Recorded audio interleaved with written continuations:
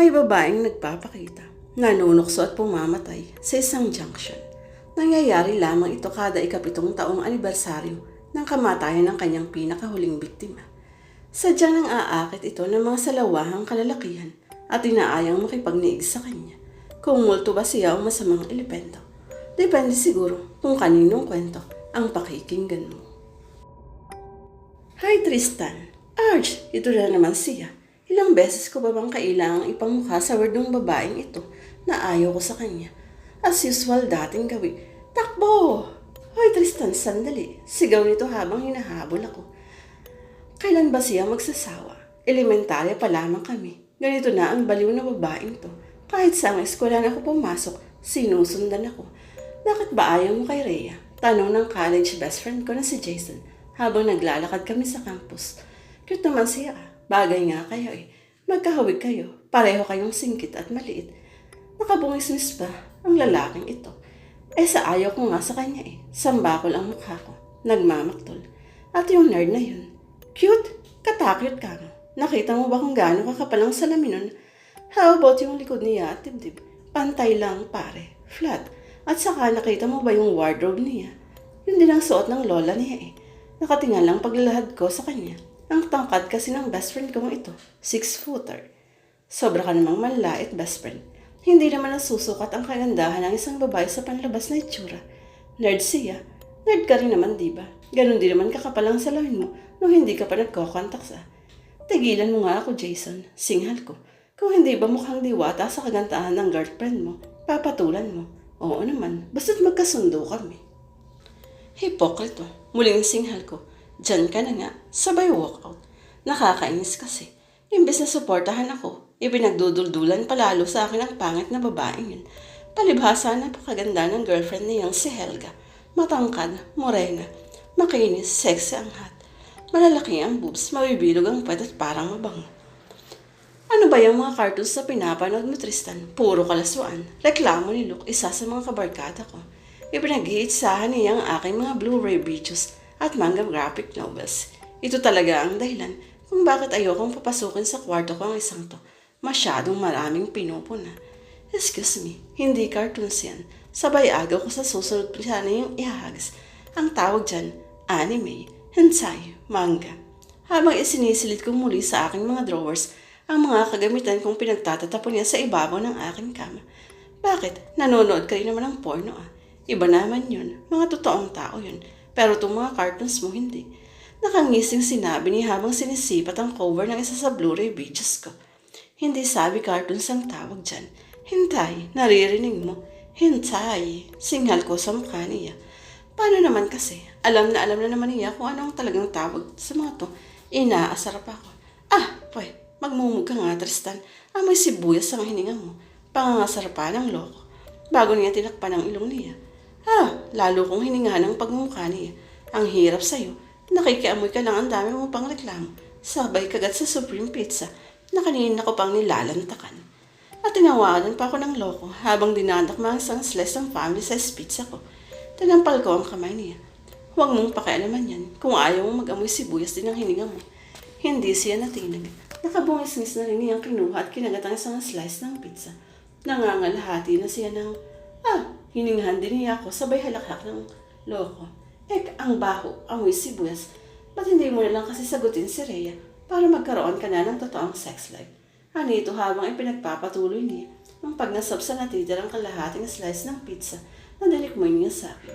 Isa ka pa, huwag mo nga sirayan ang araw ko pwede. Nakasimangot kong singhal sa kanya. At isa pa, sino naman ang magsabi na wala akong sex life? Bakit? Meron ka. Gulat na bulalas ang matakaw ng mokong na to. Oo, bakit? May girlfriend ka. Nakakanganga pa ang loko. Kaya naman kitang-kita ko ang detalye ng nakadidiring pizza ng inunguya niya. Malapit na. So wala ka pa talagang sex life pero malapit na. Loko, akala ko ba matalino ka? Miss Lister ka pa naman. Ang puro naman pala ng kukote mo. Ang sabi ko, sex life na ako. Akala ko ba hindi mo pa girlfriend? Hindi pa nga. Hindi mo pa girlfriend pero nag-aano na kayo. Bakit gulat na gulat ka? Bakit? Girlfriend mo na ba si Mitch nung tinakpan niya ang bibig ko? Si Mitch yung first experience niya. Ang kaso hindi naman niya girlfriend si Mitch o naging girlfriend man lang. Girlfriend Friend ito ng isa sa pa namin kabarkada na si Bench. Ang best friend lang naman ni Luke mismo.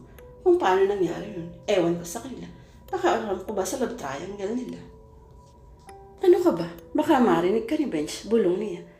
Oh, by the way, dito nga pala ako nakatira sa isang bahay na nirerentahan ko. Kasama ang 5 sa 7 kong tunay ng mga katropa. Isang buong bahay ito na may 5 silid. Yung unang kwarto ay kay John Romero, isang fellow student na siyang dahilan kung bakit nakuha namin ang magandang bahay na tinitira namin. Sa mababang buwan ng renta, kaibigan kasi ng tatay niyang judge ang may-ari ng bahay. Ang paparin niya ang garantor namin kung ano man ang mangyari sa bahay. Yung pangalawang kwarto ay itong sa akin. Dating kay Jason to, pero nagpalit kami dahil nabubuwisit daw siya sa ingay ng mga kalapit kwarto niya. Yung pangatlong kwarto ay dating kay Mike Pascual, pero dahil sa pamubuli niya sa akin at sa kawalan niya ng kakayang makisama sa buong tropa, ay pinabayaan na lang namin siyang umalis. Ang pumalit sa kanya, si Benjamin Rodriguez at ang girlfriend nitong si Mitch Javier. Si Mitch ay yung babaeng tinutukoy ko kanina. Yung pang-4 na kwarto ay ang kay Arthur or Art Montero, ang pinakatahimik at matured sa pag-iisip sa aming magkakatropa. Kumukuha siya ng kursong architecture at siyang nagsisilbing kuya-kuyahan namin lahat. Siya kasi ang pinakamatanda at pinakamatinong sa amin. Ang pang-5 kwarto ay ang best bud ko na si Jason or Jace Toledo na kumukuha ng pre-medical course at ang walang kasing ganda na yung girlfriend na si Helga. Sorry mga friends, sa inyo ko lang aaminin. Pantasya ko kasi talaga si Helga kahit alam kong sobrang alangan ako sa kanya.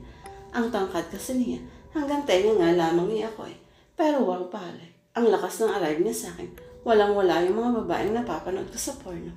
Ang swerte talaga ng best friend ko. Kaya naman hindi na ako nagtataka na halos gabi ang aksyon nila sa kanilang kwarto. Paano ko nalaman? Sasabihin ko, pero huwag niyo na akong ibubuko. I have hidden cams sa bawat sulok ng bahay. Kasama na rito ang mga silid.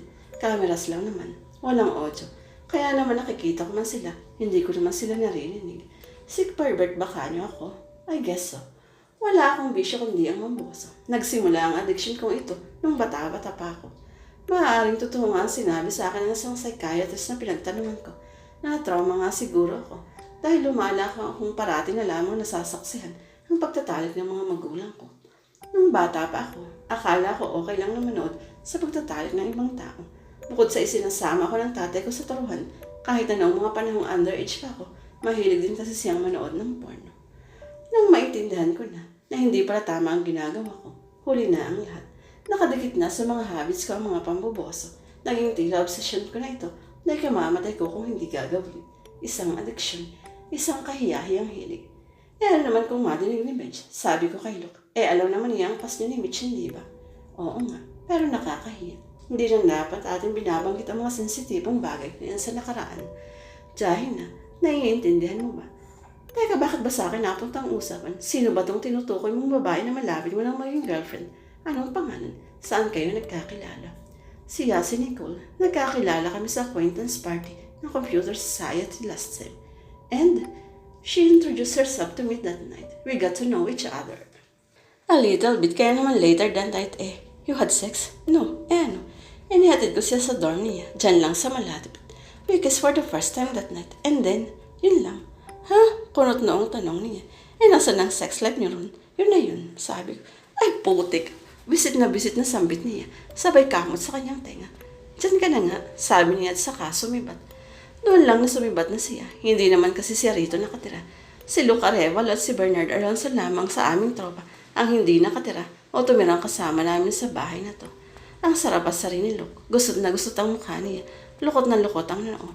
Ang totoo, hindi naman talaga doon nagtapos ang kwento ng first night namin ni Nicole. Ang totoo, ito talaga ang nangyari ng gabing iyon. I really like you, Tristan. At hinalika niya ako sa labi. Wawang lambot ng labi niya. Lasang strawberry and lip gloss niya.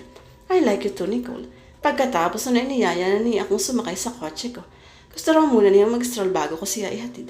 Kung saan-saan kami nagpunta hanggang sa sinabi na niyang ihatid ko na siya sa dormitory niya. Medyo nakainom na siya. Kaya naman pinayagan ako ng landlady niya na ihatid siya diretso sa kanyang kwarto. Wala naman ang roommate ko. Nasa probinsya. Dito ka na lang matulog, Tristan. Sinabi niya yun habang siya ay naghuhubad. Bigla akong kinabahan. Hindi ko alam ang gagawin ko. Ngayon pa lamang kasi talagang gagawin ito. We did it for real. Pero hindi ako doon natulog. Alam kasi ng landlady na yan ng pagpasok ko. Kaya naman for sure inaabangan na rin niya ang paglabas ko. Simula noon parati na kami nagkikita at nag-you know what. Palihim nga lang dahil minor de edad pa siya. Fourth year college na ako. Siya first year pa lang. Magbe-20 anyos na ako. Siya kasi 16 pa lang. Ang tagpuan namin, yung madilim na eskinita sa may crossing. Walking distance lamang ito sa dorm niya na napag-alaman kong dating dorm din pala ni Helga.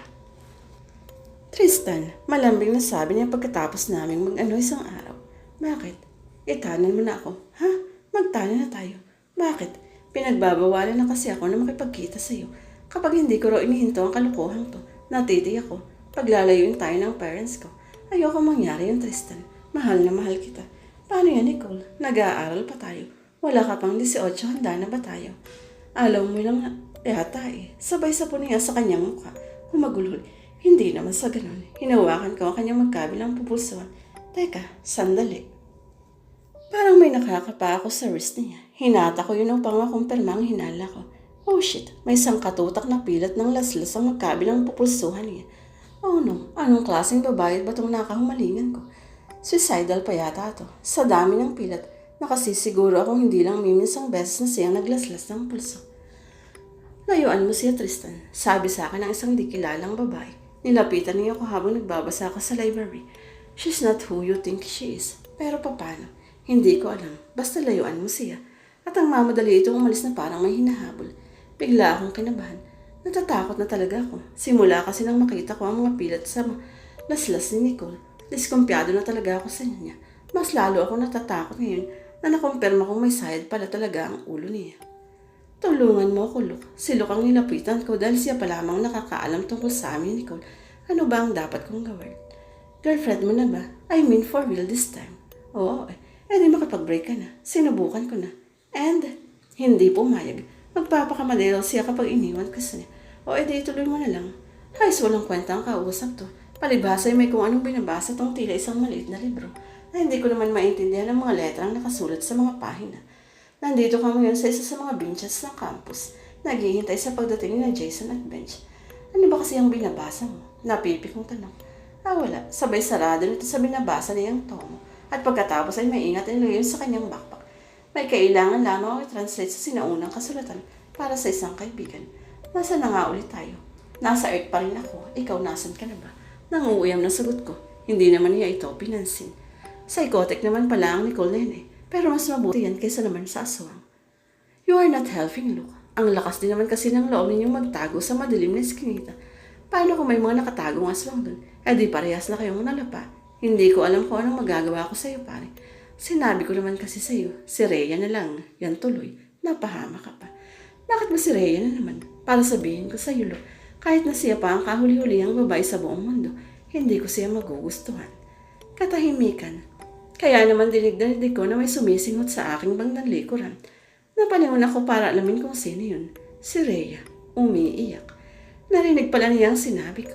Ano naman, taos sa puso naman ang sinabi ko. Minako kong pero nagsasabi lamang ako ng totoo. Hindi ko naman talaga siya gusto at ipinagdarasal ko sa Diyos na lubayanan niya ako. Rhea, okay ka lang ba? Wika ni Luke habang lumalapit ito kay Rhea. Umiling at to, bago humihikbing umalis. Grabe, kahit ang paghikbi niya ang pangit. Sana naman tuluyan na talaga siya kung lubayan. Ikaw ang sama ng ugali mo. Alam mo yun, paniner mo ni Luke, kaya nakakarma ka eh. Ano nga ang gusto mong gawin ko? Sa ayaw ko nga sa kanya eh. Hindi naman to ang unang pagkakataon na narinig niya yung mga sinabi ko. Pero kulit pa rin siya ng kulit. Balik pa rin siya ng balik. Parang linta sa tindi ng kapit. Kung meron nga talagang pwedeng sabihin na makapagtatabi sa kanya totally, gusto ko na talagang malaman kung ano yun. Para naman lubayan niya ako for good. Ano-ano ba ang mga nasabi mo na sa kanya? Na ayoko nga sa kanya. And na hindi ko siya type. And na kahit siyang kahuli-huli ang babae sa mundo, ayoko pa rin sa kanya. And napangit siya. Flat-chested. Mukhang tanga. Mukhang lola at kung ano-ano pa. Mga bata pa kami. Yun ang sinasabi ko sa niya. Pero epic. Ang tindi ng fighting spirit. Napailing si Luke. Ewan ko. Pero mas gustuhin ko pa sigurong pagtyaga ng psychotic na si Nicole kaysa Rhea na yun. Tristan, ikaw ha. Hindi ko alam suplado ka pala sa personal. Sa Helga nang dumating na sila ni Jason. Pero tawa ko na lang kung dumating ang isang araw. Ikaw naman ang maghahabol sa kanya. Napatulala ako sa kagandahan niya. Natauhan na lamang ako ng pinandilatan ako ng mga mata ni Jason. Mas lalo namang di tama na pasahin ko siya, diba? Sagot ko. Kung sa bagay, sabi niya. Pero wish ko talaga na ikaw naman ang magkandara pa sa kanya, diba, Mare? Pagbaling nito kay Mitch. Hell yeah, bago sila nag-high five. Oh, I smell something bad about this too. Ano kayang binabalak ng mga to? Basta.